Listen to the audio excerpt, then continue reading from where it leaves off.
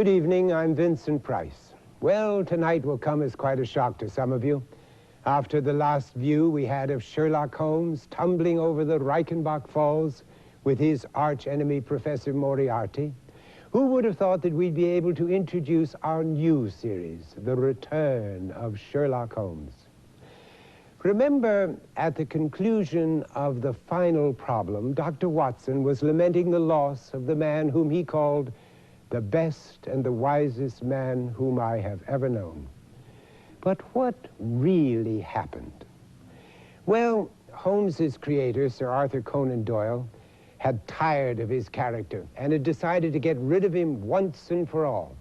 He would have finished him off sooner, but for the pleadings of his mother, who loved the tales of the great detective. Well, alas, even a son's love can go just so far, and Conan Doyle took a break from writing the final problem to jot his mum a quick note.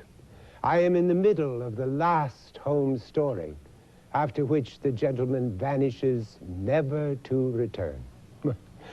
Mrs. Conan Doyle and thousands of other devoted Holmes fans could scarcely believe their eyes. The response was immediate. Readers implored Conan Doyle to bring back Holmes. Editors cajoled him. Agents worried him. Publishers tried to bribe him. Some people even threatened him.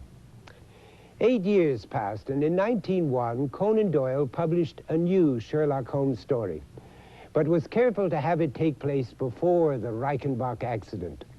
The Hound of the Baskervilles was a reminiscence, not a resurrection of Sherlock Holmes. Even so, the circulation of the Strand magazine soared over 30,000 copies an issue, beginning with the first installment of it. Hungry fans stormed the printers, not waiting until the magazine hit the bookstores. Conan Doyle must have questioned his decision to kill off the great detective forever, for in an interview soon after, he remarked, "I know that my friend Dr. Watson is a most trustworthy man, and I gave the utmost credit to his story of the dreadful affair in Switzerland. He may have been mistaken, of course. It may not have been Mr. Holmes who fell from the ledge at all, or the whole affair might be the result of hallucination." It wasn't until 2 years later, in 1903, that Conan Doyle finally explained what really had happened at the Reichenbach Falls. And we're about to find out right now in The Adventure of the Empty House.